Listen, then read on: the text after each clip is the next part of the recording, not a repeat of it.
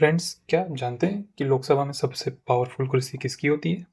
Prime minister भी जिसकी permission के बिना बोल नहीं सकता। जब लोकसभा में हंगामा होता है, एमपीस एक दूसरे पे चिल्लाते हैं, तब कौन कंट्रोल करता है उनको? पूरे हाउस को कौन डिसिप्लिन में रखता है? कौन डिसाइड करता है कि कौन बोलेगा, कब बोलेगा और कब साइलेंस होगा? ये पावर होती है स्पीकर के पास, अध्यक्ष के पास। अगर स्पीकर ना हो, तब रिस्पॉन्सिबिलिटी आती है डेप्टी स्पीकर, उपाध्यक्ष के पास। आज हम बात करने वाले हैं लोकसभा के प्रिसाइडिंग ऑफिसर यानी स्पीकर के बारे में। उपाध्यक्ष के बारे में जानेंगे। स्पीकर क्या होता है, कौन इलेक्ट करता है, आर्टिकल क्या है, पावर फंक्शन क्या है संविधान में, रिमूवल प्रोसेस क्या है और डिप्टी स्पीकर के बारे में भी हम लोग देखेंगे। So hello everyone, Rao GS welcome you all. तो आज हम बात करेंगे अध्यक्ष की, लोकसभा के अध्यक्ष के बारे में, स्पीकर ऑफ द लोकसभा। तो स्टार्ट करते हैं। स्पीकर कौन होता है? Speaker of the Lok Sabha is a supreme presiding officer and constitutional head of Lok Sabha. यह एक सर्वोच्च अधिकारी होता है लोकसभा का, जिसका पद संवैधानिक होता है। कॉन्स्टिट्यूशन में भी इसको मेंशन है। जो who conduct proceedings and maintain discipline and allow members to speak. Members को अलाउ करता है कि वो कब बोलेगा, कब नहीं बोलेगा। अनुशासन बनाए रखता है। इसकी जो मेन रिस्पॉन्सिबिलिटी होती है स्पीकर की, उसको अनुशासन बना के रखना सदन में, हाउस में। तो ये होता है हमारा speaker of the Lok Sabha. Article कौन सा है, अनुच्छेद कौन सा है? तो अनुच्छेद 93 है। 93 आर्टिकल में स्पीकर और डिप्टी स्पीकर के बारे में दिया है। नोट करेंगे, वेरी इंपॉर्टेंट क्वेश्चन है, एग्जाम में कई बार पूछा है। स्पीकर और डिप्टी स्पीकर कौन सा आर्टिकल में दिया है? तो 93 आर्टिकल में दिया है। आर्टिकल 78 क्या बात करता है? आर्टिकल 78 बात करता है अब अध्यक्ष और उपाध्यक्ष किसका? स्टेट लेजिस्लेटिव असेंबली के, राज्य की जो विधानसभा होती है उनके जो अध्यक्ष और उपाध्यक्ष होते हैं उनके बारे में बात करता है आर्टिकल 178। तो ये दो आर्टिकल याद रखेंगे। करंट स्पीकर हमारे वर्तमान के जो अध्यक्ष हैं लोकसभा के, वो कौन है? उनका नाम है ओम बिरला। जो डिप्टी स्पीकर है वो पद खाली है, 2019 के बाद से खाली है। ठीक है। और जब डिप्टी स्पीकर जब नहीं रहते, किसी कारणवश जब एब्सेंट होते हैं, तब उस केस में सदन को कौन चलाता है? लोकसभा को कौन कंडक्ट करता है, मेंटेन कौन करता है, डिसिप्लिन को कौन परमिशन देता है कि बोलेगा नहीं बोलेगा? तो पैनल ऑफ चेयरपर्सन होता है, जो कि इलेक्ट करते हैं हमारे स्पीकर। पैनल ऑफ चेयरपर्सन में 10 मेंबर होते हैं लोकसभा में, और राज्यसभा में 6 member. Panel of vice chairperson जो राज्यसभा का होता है उसमें 6 मेंबर होते हैं, और लोकसभा में पैनल चेयरपर्सन होता है, वो 10 मेंबर होते हैं लोकसभा में। और जो वाइस चेयरमैन होता है वो राज्यसभा में कितने होते हैं? 6 मेंबर होते हैं। In case of absence of speaker, जो लोकसभा के जो चेयरमैन और वाइस चेयरमैन जो होते हैं, वाइस चेयरपर्सन, ये कंडक्ट करते हैं हाउस को। ठीक है। एक चीज़ और नोट करेंगे, जो पैनल है ना, जो पैनल ऑफ चेयरपर्सन, जो पैनल ऑफ वाइस चेयरपर्सन, वो आर्टिकल में मेंशन नहीं है, बट एक पार्लियामेंट ने अलग से रूल ऑफ बुक बनाया बोथ हाउसेज का, the rule of book of Lok Sabha and the rule of book of Rajya Sabha. तो रूल ऑफ बुक ऑफ जो लोकसभा है उसमें मेंशन है पैनल ऑफ चेयरपर्सन लोकसभा का। पार्लियामेंट ने इसको याद रखिएगा, ये कॉन्स्टिट्यूशन में मेंशन नहीं है। इलेक्शन की बात करते हैं। स्पीकर के जो अध्यक्ष होते हैं लोकसभा के, उनका इलेक्शन कैसे होता है? तो आर्टिकल 93 में जैसे बताया कि लोकसभा के जो स्पीकर होते हैं उनका मेंशन है, तो उसी में इलेक्शन और इनके टेन्योर का भी मेंशन है। तो काफ़ी बार क्वेश्चन पूछता है कि जो election and tenure of the Lok Sabha speaker in which article mention, तो आपका आंसर होना चाहिए 93 आर्टिकल। देखेंगे कि स्पीकर जो होता है कि स्पीकर इलेक्ट किए जाते हैं by the Lok Sabha from among its members. जो हमारे वर्तमान में जो 543 जो मेंबर हैं, एमपीज हैं जो लोकसभा में, वो ही इलेक्ट करते हैं लोकसभा के स्पीकर को। ठीक है, अलग से इलेक्शन नहीं होता है, उन्हीं में से ये लोग मिलकर इलेक्ट करते हैं कि कौन स्पीकर होगा हमारे लोकसभा का। ठीक है। डेट ऑफ इलेक्शन की बात कर लें तो date of election of the Lok Sabha का जो स्पीकर होता है वो फिक्स होता है। याद रखिए, मोस्ट इंपॉर्टेंट है, वो कौन फिक्स करता है कि कब इलेक्शन होना है? प्रेसिडेंट, हमारे जो राष्ट्रपति होते हैं वो फिक्स करते हैं। रिमेंबर रखिएगा कि चीफ इलेक्शन कमीशन जो होता है वो नहीं फिक्स करता। काफी क्वेश्चन पूछा है तो कि date of election of the speaker is fixed by, option में रहता है chief election commission, state election commission, और फर्दर ऑप्शन रहते हैं। तो प्रेसिडेंट जो होगा ना वो राइट आंसर होगा। तो प्रेसिडेंट इसके इलेक्शन को फिक्स करते हैं। बात करते हैं कि स्पीकर जो होता है ना, जो हमारा अध्यक्ष होता है, जो स्पीकर जो ओम बिरला जी हैं, speaker remain in office during the life of Lok Sabha. जो टेन्योर होता है, इसका टेन्योर नहीं होता है, जब तक लोकसभा है, जब तक लोकसभा चल रही तब तक स्पीकर है। तो वही है कि speaker remain in office during life of Lok Sabha, जब तक लोकसभा है तब तक स्पीकर है। हाउएवर अगर बात करते हैं कि अगर ये इनकी जो कुर्सी होती है वो कैसे खाली होती है, तो कुछ केसेस हैं जैसे कि अगर he cease to be a member of Lok Sabha, अगर वो लोकसभा के मेंबर का जो वो होता है क्या कहते हैं क्वालिफिकेशन होता है उसको फुलफिल नहीं कर पाता है और हटा दिया जाता है, तो वो स्पीकर पद से भी हटा दिए जाएंगे। अगर स्पीकर जो होते हैं अगर वो अपना रिटर्न में इस्तीफ़ा दे दें किसको, डिप्टी स्पीकर को, तो भी इस केस में सीट वैकेंट हो जाएगी। याद रखिएगा स्पीकर जो अपना रेजिग्नेशन होता है वो किसको देते हैं, डिप्टी स्पीकर को देते हैं, और डिप्टी स्पीकर स्पीकर को देते हैं, ठीक है। और तीसरा क्या केस है कि he is remove by the resolution pass by majority of all the then members of the Lok Sabha. अच्छा, अगर कोई रेजोल्यूशन पास हो जाए लोकसभा में कि इनको रिमूव करना है, तो भी उस केस में भी वैकेंट हो जाती है सीट लोकसभा की स्पीकर की। अब जो रेजोल्यूशन जो पास होता है वो जो उसको पास करने के लिए 14 दिन का ना प्रायर नोटिस देना होता है किसको, स्पीकर को। बिना 14 दिन के प्रायर नोटिस के आप स्पीकर को रिमूव नहीं कर सकते बाय द एनी मेजोरिटी। तो ये याद रखिएगा, काफ़ी बार क्वेश्चन पूछा है कि how many days prior notice है should be given to Lok Sabha speaker for his removal, her removal. तो 14 डेज की नोटिस, प्रायर नोटिस होती है। क्वेश्चन काफ़ी बार आया है, ठीक है। अच्छा, when ever Lok Sabha dissolve speaker, जो स्पीकर देखो लोकसभा मान लो भंग हो गई, लोकसभा का कार्यकाल खत्म हो गया, तो स्पीकर तभी तक बने रहते हैं और ये तब तक बने रहते हैं, तब तक अपना कार्यभार संभालते हैं जब तक कि न्यूली इलेक्टेड लोकसभा प्रेजेंट ना हो जाए, आ ना जाए।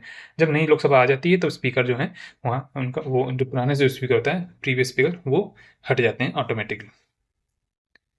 वन थिंग रिमेंबर रखिएगा कि जब इनका जो रिमूवल का जो प्रोसेस होता है ना, जब अंडर प्रोसेस होता है, अंडर कंसिडरेशन होता है हाउस के, so he can not preside at sitting of house though he में प्रेजेंट प्रेजेंट रहेंगे, लेकिन किसी भी प्रोसेस में वो भाग नहीं लेंगे, वो प्रिसाइड नहीं करेंगे। हाउ एवर कैन स्पीक, बोल सकते हैं, टेक पार्ट पार्ट ले सकते हैं बट बोलेंगे नहीं। हाँ, ही कैन वोट, वो कब वोट करेंगे, in first instance, but can not vote in equality in case of tie. Lok Sabha का जो स्पीकर होता है ना, इसकी एक स्पेशल पावर होती है कि वो जब कोई बिल पास होने वाला होता है ना, मान लो बिल पास हुआ और 50-50 वोट हुआ, 50% 50%, ठीक है, फेवर और अगेंस्ट में, अब एक वोट चाहिए, तो वो एक वोट जो होता है वो स्पीकर देता है। तो वो कहते हैं in case of tie speaker pass power होती है कि वो उस को वोट करें, ठीक है। लेकिन जब अगर रिमूवल प्रोसेस है तो वो जब उसके ऊपर रिमूवल प्रोसेस चल रहा है तो उस केस में जिस कास्टिंग जो वोट होता है वो स्पीकर का मान्य नहीं होता है। ही can not vote in case of equality when the resolution is under process for the removal of speaker. Article क्या है, आर्टिकल 96 है। आर्टिकल 96 ये इसमें मेंशन है रिमूवल प्रोसेस का। अच्छा, जो जो रिमूवल प्रोसेस होता है वो बता दिया कि मेजोरिटी, कौन सी मेजोरिटी, इफेक्टिव मेजोरिटी होती है, मतलब मेजोरिटी टोटल सीट जो होगा ना उससे माइनस कर देंगे वैकेंट सीट डिवाइडेड बाई 2+1, तो इफेक्टिव मेजोरिटी से इस रिमूवल को पास करना होता है। अब बात करते हैं स्पीकर के, जो हमारे अध्यक्ष होते हैं लोकसभा के, उनकी रोल की क्या इंपॉर्टेंस है। तो फर्स्ट इंपॉर्टेंस है कि वो कंडक्ट करते हैं बिजनेस को। The speaker preside over house sessions, regulate debates and determine agenda. कार्य संचालन, अध्यक्ष जो होता है ना सदन के सत्रों की अध्यक्षता करते हैं, व्यवस्था बनाए रखना होता है उनको, अनुशासन बनाए रखते हैं, मेंटेनेंस ऑफ ऑर्डर होता है उनका। प्रोसीजरल अथॉरिटी, प्रक्रियात्मक अधिकार, मतलब कि अध्ययन जो संविधान होता है ना, अध्ययन संविधान के बारे में जो अध्ययन करना होता है, प्रक्रिया नियमों का व्याख्या करना, वो सब हमारे स्पीकर करते हैं। एडमिसिबिलिटी ऑफ मोशन, प्रस्तावों की स्वीकार्यता। अच्छा, वे अविश्वास प्रस्ताव या स्थगन प्रस्ताव जैसे कि प्रश्न प्रस्तावों और भी होते हैं, संकल्प होता है, उसको भी इसको स्वीकार करना नहीं करना, उसका निर्णय कौन लेता है, वो हमारे स्पीकर लेते हैं। मनी बिल सर्टिफिकेशन, ये इंपॉर्टेंट है, इसको मार्क कर लीजिएगा। मनी बिल सर्टिफिकेशन, धन विधेयक प्रमाणीकरण जो होता है कि मतलब कि कोई बिल मनी बिल है या नहीं है, तो इसको कौन सर्टिफाई करेगा, वो हमारे स्पीकर ऑफ द लोकसभा करते हैं, ठीक है। याद रखिएगा प्राइम मिनिस्टर भी स्पीकर की मर्जी के बिना बोल नहीं सकता, जब तक स्पीकर नहीं वो कहेंगे तब तक प्राइम मिनिस्टर भी कुछ नहीं बोल सकते। कमिटी मैनेजमेंट, समिति प्रबंधन, ये भी इंपॉर्टेंट है। वे जो होते हैं कि स्पीकर जो होता है संसदीय समितियों के अध्यक्षों की नियुक्ति करते हैं और उनके कामकाज की निगरानी करते हैं स्पीकर हमारे। डिस्क्वालिफिकेशन पावर होती है स्पीकर के पास, अयोग्यता का अधिकार होता है। 10वीं जो 10 शेड्यूल है ना उसमें मेंशन है डिस्क्वालिफिकेशन का, के तहत वो दल बदल के लिए सदस्यों की अयोग्यता पर निर्णय लेते हैं। कोई मेंबर को डिस्क्वालीफाई करना है या नहीं करना है, तो ये इसका निर्णय हमारे लोकसभा के स्पीकर करते हैं।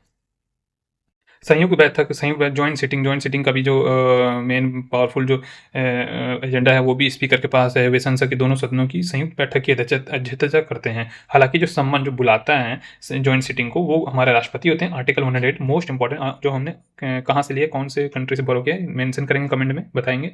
अध्यक्षता करते हैं स्पीकर ऑफ द लोकसभा, बुलाते हैं राष्ट्रपति, अध्यक्षता करते हैं स्पीकर।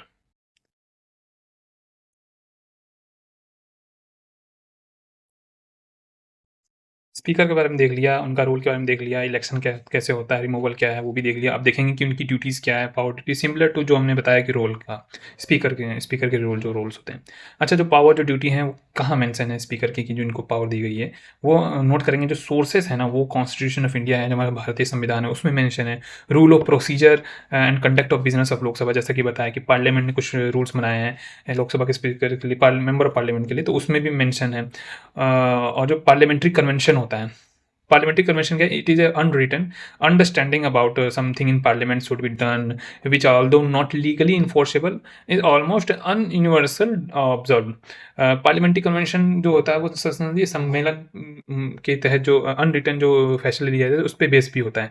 तो थ्री सोर्सेस है constitution of India, rules of procedure and conduct of business of Lok Sabha and parliamentary convention. और पावर ऑफ ड्यूटी की बात करें तो ही मेंटेन बता ही दिया कि he maintain order and decorum in house for conducting its business and regulating its procedures.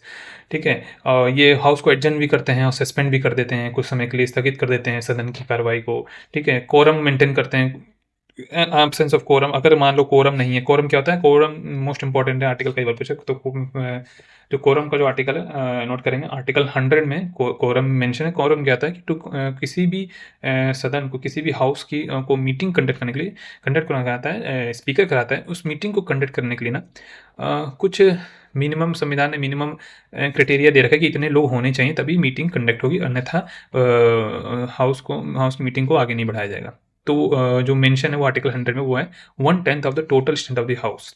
जो हाउस की टोटल स्ट्रेंथ है उसका 1/10 होना ही चाहिए, तभी मीटिंग को एक्सेस किया जाएगा, आगे बढ़ाया जाएगा। नहीं तो जो लोकसभा का स्पीकर होता है ना, वो एडजर्न कर देता है या सस्पेंड कर देता है। He does not vote in first instance, बता ही दिया, but he can exercise A casting vote. अच्छा, पहली बार में वो वोट नहीं करता है बिल पे, कोई विधेयक आया है लोकसभा का स्पीकर, बट अगर टाई हो गया तो उस केस में इसकी पावर बढ़ जाती है और उस केस में इनको जो लोकसभा का स्पीकर होता है वो वोट करते हैं। याद रखिएगा, रिमूवल प्रोसेस जब होता है इनके ऊपर, तब वो जो कास्टिंग वोट होता है वो नहीं कर सकते स्पीकर लोकसभा के।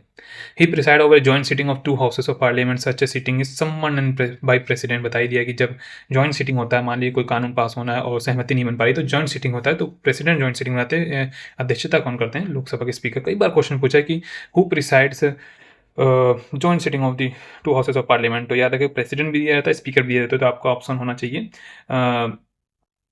लोकसभा का स्पीकर प्रिसाइड करता है, बुलाता है। सम्मन अगर आता है कि सम्मन कौन करता है, तो वो प्रेसिडेंट करता है। He decide whether a bill is money bill और नॉट। बता ही दिया कि कोई विधेयक मनी विधेयक है नहीं है, वो भी डिसाइड करता है स्पीकर। प्राइम मिनिस्टर नहीं करते, स्पीकर करते हैं। स्पीकर पर पावर है ये। अगर वो बोल दें कि ये जो बिल है वो मनी बिल नहीं है, तो वो मनी बिल नहीं होगा। He decide a question of disqualification of a member of Lok Sabha arising on ground of anti defection law under 10th schedule. 10वीं अनुसूची के अंतर्गत अगर किसी मेंबर को, किसी मेंबर पार्लियामेंट को अयोग्य घोषित करना है, तो उसकी वो कौन घोषित करेगा? वो पावर किसके पास है? तो speaker of Lok Sabha. He appoint a chairman of all parliamentary committees of Lok Sabha. जो जितनी भी पार्लियामेंट्री कमिटीज़ है ना लोकसभा की, उसका जो अध्यक्ष होता है उसको भी लोकसभा के स्पीकर ही अपॉइंट करते हैं, नोट करेंगे। और ही हिमसेल्फ, ये खुद में एक चेयरमैन होते हैं, अध्यक्ष होते हैं किसके? याद रखिएगा, ये काफ़ी बार क्वेश्चन पूछा है प्रीलिम्स में है कि लोकसभा का स्पीकर किस कमेटी का अध्यक्ष होता है। तो 2 होते हैं, business advisory committee, rules committee and general purpose committee, 3 होते हैं, याद रखेंगे। कई बार क्वेश्चन पूछा है किसके अध्यक्ष होते हैं speaker? Business advisory committee, rules committee, general purpose committee, ये 3 कमेटी होते हैं। अब आगे देखेंगे कि लोकसभा के स्पीकर के पास पावर कौन सी, रोल्स कौन सी, समझ लिए। अब देखेंगे कि उनकी स्वतंत्रता किस प्रकार से, कि मतलब कि संविधान में क्या उनके बारे में दिया है। So he can be remove only by resolution pass by the Lok Sabha by special majority, not by a ordinary simple majority. Special majority चाहिए इनको रिमूव करने के लिए, सिंपल मेजोरिटी नहीं चाहिए। स्पेशल मेजोरिटी मैंने जब आपको अमेंडमेंट ऑफ द कॉन्स्टिट्यूशन पढ़ा था, उसमें जाके देखिएगा कि मैंने स्पेशल मेजोरिटी, सिंपल मेजोरिटी क्या बताया है। Special majority, majority of all total membership of the house present at voting and 2/3 member voting चाहिए। Simple majority of majority of the members present and voting चाहिए हाउस की। Note करेंगे, article 368 होता है, वो बात करता है अमेंडमेंट ऑफ द कॉन्स्टिट्यूशन, जिसमें 2 प्रकार की मेजोरिटी दी गई हैं, जिसमें special majority, majority of the total membership plus 2/3 of present member present in voting. और दूसरी कौन सी मेजोरिटी दी? स्पेशल मेजोरिटी है, प्लस इसमें half of consent of the state भी चाहिए, आर्टिकल 368। ठीक है, रिमेंबर रखिएगा। जो मोशन होता है, जो रिमूवल, पहले मोशन मूव होता है कि स्पीकर को हटाना है, सो जो मोशन होता है ना वो उस पर 50 लोगों के, जो 50 मेंबर की सपोर्ट की जरूरत होती है, नहीं तो वो कंसीडर नहीं किया जाएगा। सैलरी अलाउंस की बात करें स्पीकर की, स्पीकर या डिप्टी स्पीकर की, तो उनका जो सैलरी अलाउंस होता है वो consolidated fund of India CFI पे निर्धारित होता है, charge on the consolidated fund of India. अगर मैं पूछूं कि कंसोलिडेटेड फंड ऑफ इंडिया क्या है, या उसका आर्टिकल क्या है, काफ़ी बार क्वेश्चन पूछा वनडे एग्जाम में, तो खूब पूछता है कि consolidated fund of India article निम्नलिखित में से कौन सा है। तो याद रखें, consolidated fund of India article है 266। अब बात करें कंसोलिडेटेड फंड ऑफ इंडिया क्या होता है, जिससे मतलब जो सैलरी अलाउंस डिसाइड करते हैं स्पीकर की, लोकसभा के स्पीकर की। जो कंसोलिडेटेड फंड ऑफ इंडिया होता है 266 आर्टिकल में दिया है, जिसको हम भारत की संचित निधि कहते हैं। ठीक है, भारत सरकार जो होता है ना, भारत सरकार जो प्राथमिक खाता है, फर्स्ट बैंक अकाउंट है समझ लीजिए, जिसकी स्थापना संविधान के अनुच्छेद 266 सब क्लॉज 1 के तहत की गई है। इसमें जो होता है ना कि जो केंद्र जो सरकार होती है, सेंट्रल गवर्नमेंट होती है, उसके द्वारा जो प्राप्त सभी राजस्व मतलब रेवेन्यू, मतलब कर, गैर कर, नॉन रेवेन्यू, लिए गए ऋण, लोन और प्राप्त पुनर्भुगतान जो शामिल होते हैं, इसमें सब शामिल होते हैं। संसदीय अनुमति के बिना इस निधि से कोई भी धन नहीं निकाल सकता है। सो ये कंसोलिडेटेड फंड ऑफ इंडिया होता है। रिमेंबर रखिएगा आर्टिकल 266। स्पीकर का जो पावर होता है वो कोर्ट में चैलेंज नहीं किया जा सकता, कोर्ट में डिस्कस नहीं हो सकता। ही can not vote in first instant, he can only exercise casting vote in the event of tie. ये बता ही दिया आपको। He is given a very high position in order of president. अच्छा, ऑर्डर ऑफ प्रेसिडेंट होता है जो लोकसभा, जो पार्लियामेंट के द्वारा डिसाइड किया गया है कि मतलब कि जो हमारा जो लोकसभा का स्पीकर होगा वो किस नंबर पे होगा भारत में वरीयता के क्रम में। तो जो हमारे लोकसभा के स्पीकर हैं वो ऑर्डर ऑफ प्रेसिडेंट में वो 7th रैंक में आते हैं। याद रखिए, वेरी इंपॉर्टेंट क्वेश्चन है, कई बार क्वेश्चन पूछा है कि जो हमारे लोकसभा का स्पीकर है वो ऑर्डर प्रेसिडेंट में किस नंबर पे आता है, मेंशन होगा 5th 6th 7th 8। तो आपको टिक करना है, आपको जो चूज करना है वो 7th रैंक है लोकसभा के स्पीकर की, जो कि चीफ जस्टिस के ठीक नीचे रहते हैं। ठीक है, चीफ जस्टिस भी 7th पे हैं और लोकसभा के स्पीकर भी, लेकिन चीफ जस्टिस को ऊपर रखा जाता है और लोकसभा के स्पीकर को चीफ जस्टिस के नीचे। ठीक है, 7th नंबर पे आते हैं।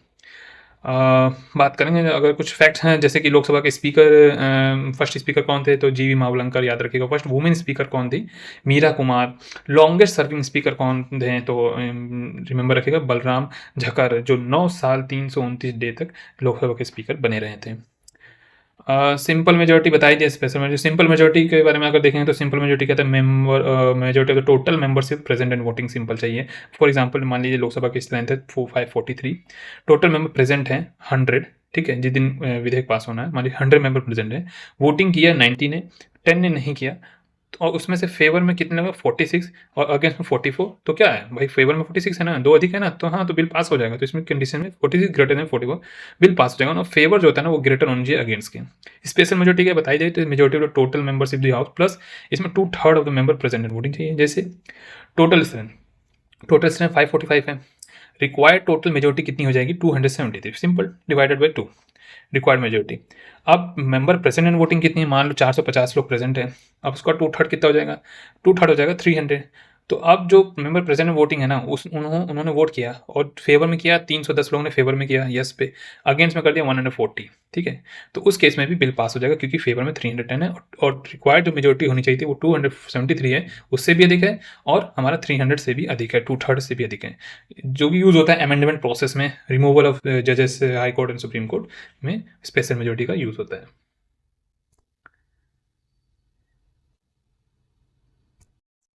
अब बात करेंगे हम लोग डेप्यूटी स्पीकर की, उपाध्यक्ष की, लोकसभा के उपाध्यक्ष के बारे में। और डिटेल्स हम लोग समझ रहे हैं, जो भी एग्जाम में क्वेश्चन टैकल होते हैं वो हम लोग देख ही रहे हैं इसको। अब स्पीकर, डिप्टी स्पीकर की बात करेंगे तो डिप्टी स्पीकर भी very important role of the Lok Sabha given in the constitution. अगर आर्टिकल बात करें तो डिप्टी स्पीकर का जो आर्टिकल है वो आर्टिकल 93 मेंशन है। इलेक्शन कैसे, तो डिप्टी स्पीकर भी सेम प्रोसेस है कि elected by its member of Lok Sabha में, जो लोकसभा के जो मेंबर होते हैं उन्हीं के द्वारा इनको इलेक्ट किया जाता है। अच्छा, डेट ऑफ इलेक्शन कौन डिसाइड करता है, कि date of election of deputy speaker is fixed by speaker not by the president. Remember रखिए, तो स्पीकर का जो इलेक्शन जो डेट होता है वो डिसाइड करते हैं हमारे राष्ट्रपति, और जो डिप्टी स्पीकर होता है वो डिसाइड करते हैं स्पीकर। ये 2 अंतर है, क्वेश्चन आता है तो इसको सही से करना है। जो स्पीकर होता है ना, जो like speaker remain in office usually during the life of Lok Sabha, same deputy speaker भी तब तक बने रहते हैं। और वैकेंट कब होंगे? जब he cease to be member of the Lok Sabha, अगर वो मेंबर नहीं रहे, अयोग्य घोषित कर दिए गए हैं, तो डिप्टी स्पीकर नहीं रहेंगे, पद पे नहीं रहेंगे। If he resign by writing to the speaker, अच्छा रिजिग्नेशन किसको देंगे? अगर उनको नहीं रहना है तो वो स्पीकर को देंगे, तो भी उनका पद खाली हो जाएगा। If he is remove bye resolution passed by majority, effective majority चाहिए अगर रेजोल्यूशन पास होता है, तो भी उनको वैकेंट करना पड़ेगा अपनी सीट को। डिप्टी स्पीकर जो होता है परफॉर्म करता है अपनी ड्यूटी को, जब स्पीकर रिजाइन कर देते हैं या स्पीकर एब्सेंट रहते हैं, तब डिप्टी स्पीकर जो होते हैं अपनी ड्यूटी को परफॉर्म करते हैं। इंपॉर्टेंट ये कि जो डिप्टी स्पीकर होता है ना, has one special privilege, that is whenever he is appoint as a member of parliamentary committee, he automatically becomes chairman. जब भी वो पार्लियामेंट्री किसी कमेटी का मेंबर बनाया जाता है, तो उसका ऑटोमेटिकली वो अध्यक्ष हो जाता है, याद रखिएगा। Like speaker he also can not vote in first instance, but he can vote in case of time. Speaker की तरह ये भी इनका भी रोल है कि अगर पहली बार में वो वोट नहीं करते हैं, लेकिन अगर कास्टिंग वोट है तो उसमें केस में वो वोट करते हैं, उनका अनिवार्य हो जाता है। Up to the 10th Lok Sabha speaker and deputy speaker comes from ruling party, ठीक है। जो हमारे स्पीकर हैं, जो डिप्टी स्पीकर हैं, जब तक 10th लोकसभा थी तब तक जो है speaker deputy speaker ruling party से आते थे, जो कि मेजोरिटी पार्टी होती थी उधर ही से आते थे।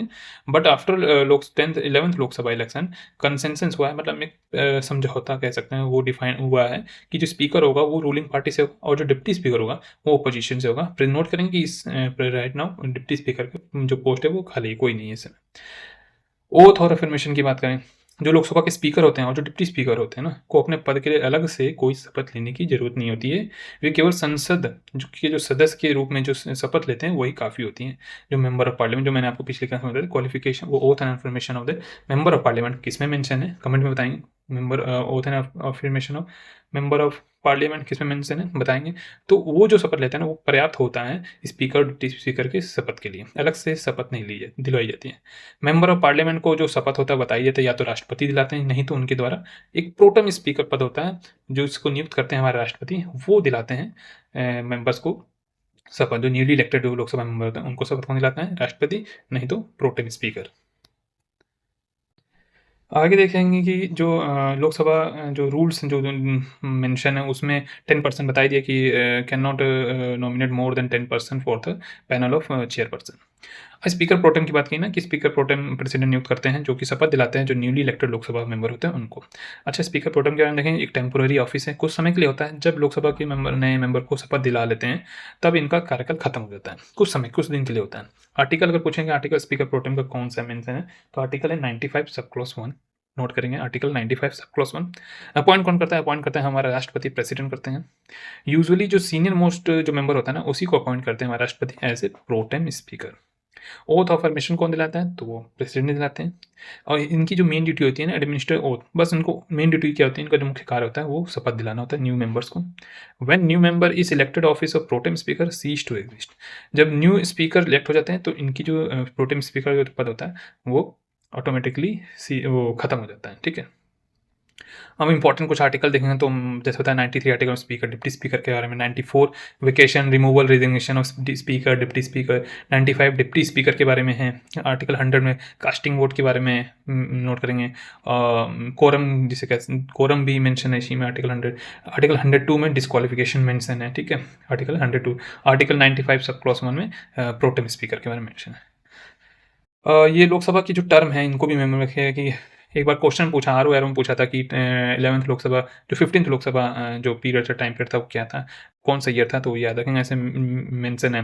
फर्स्ट लोकसभा का जो टाइम पीरियड था 1952 to 1957, second Lok Sabha 1957 to 1962, third 1962 to 1967, fourth 1967 to 1970। यहाँ रिमेंबर करेंगे कि 3 साल के लिए इतनी Lok Sabha. Fifth 1971 to 1977 6 year term. Six 1977 to 1979 2 year के लिए। सेवन्थ लोकसभा टर्म 1980 टू 1984 4 साल के लिए।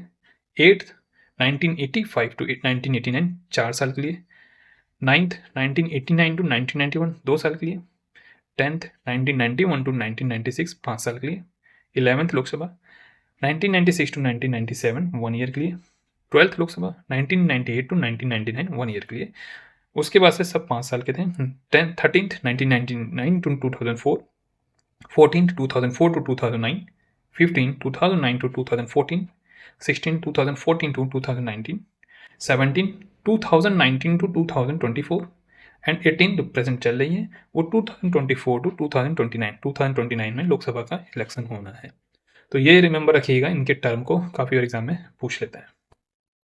तो ये थे हमारे लोकसभा के टर्म, इसको रिमेंबर रखिएगा। आर्टिकल जो मैंने बताया वो रिमेंबर रखिएगा, वन एग्जाम में डायरेक्टली क्वेश्चन पूछे जाते हैं। नेक्स्ट देखेंगे ये है हमारा प्रेसिडेंशियल सेक्रेटरीट का ऑर्डर ऑफ प्रेसिडेंट। तो ये इन देखिए मैंने बताया था ना, पहले सबसे सर्वोच्च हमारे जो कॉन्स्टिट्यूशनल पोस्ट में आते हैं वो है प्रेसिडेंट, ठीक है। उसके बाद वाइस प्रेसिडेंट है, तीसरे नंबर पे प्राइम मिनिस्टर है, फोर्थ नंबर पे गवर्नर है स्टेट के, फिफ्थ नंबर पे फॉर्मर जो प्रेसिडेंट होंगे उनका होगा पद, और जो 5 है 5th पे ही डिप्टी प्राइम मिनिस्टर भी हैं, 6th पे चीफ जस्टिस ऑफ इंडिया और स्पीकर ऑफ द लोकसभा, ठीक है। 7th में इसको कंसीडर किया जाता है। तो ये आपको रिमेंबर रखना है। क्वेश्चन देखेंगे, कुछ क्वेश्चन हैं जो प्रीवियस ईयर क्वेश्चन पूछे गए हैं, काफ़ी इंपॉर्टेंट है, इनको अच्छे से करिएगा। कोई भी डाउट हो कमेंट में जरूर पूछिएगा। कुछ क्वेश्चन जैसे which statement about deputy speaker is correct, when is the speaker elected, ठीक है। तो इनको आप सॉल्व करना आप लोग, और कोई भी क्यूरी हो, कुछ भी डाउट हो तो कमेंट में या कम्युनिटी जो हमारा कम्युनिटी जो चैनल है ना कम्युनिटी पे, उस पर भी आप डिस्कस कर सकते हैं। कोई भी क्यूरी हो क्वेश्चन जरूर करिएगा और बताइएगा कि आपने कितने क्वेश्चन सही गए हैं, ठीक है। और अगर किसी को पीडीएफ भी चाहिए, पीडीएफ भी में अवेलेबल हो जाएगा, बस कमेंट करिए, पीडीएफ भी अवेलेबल हो जाएगा। और हमारी जो भारतीय जीके की जो क्लास है वो भी स्टार्ट हो चुकी है, तो उसको जाके देखिए। उसमें भी जो है जीके जो हम एमसीक्यूज फॉर्म में ला रहे हैं ताकि रिवीजन हो सके। सो थैंक यू, मन लगा के पढ़िए, अच्छे से पढ़िए। Have a nice day. Any curies please drop on comment.